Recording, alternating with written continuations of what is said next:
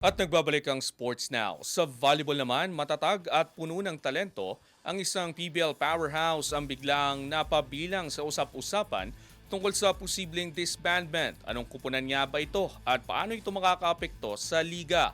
Ang ibang detalye alamin sa pag-abante ni Jesse Escanio.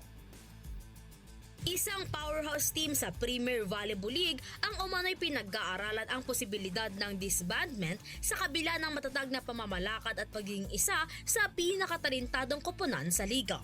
Ayon sa impormasyong nakuha ng Fast Break, kamakailan lamang ay napag-usapan sa loob ng organisasyon ang posibilidad ng pagbuwag sa lineup bagamat wala pang inilalabas na opisyal na dahilan kaugnay ng nasabing hakbang. Itinuturi ang naturang koponan bilang isa sa mga mas maayos ang operasyon at may malalim na talent pool sa PVL.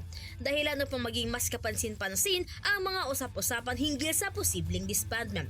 Gayunman, kabilang din umano sa mga tinitingnang opsyon ang isang posibleng merger sa ibang PVL team na layo mapanatili ang pangunahing core ng roster at maiwasan ang ganap na pagkakawatak ng koponan. Kung matutuloy ang nasabing plano, inaasahang magkakaroon ito ng malaking epekto sa landscape ng liga at magdudulot ng matinding reaksyon mula sa volleyball community at mga taga-suporta ng koponan.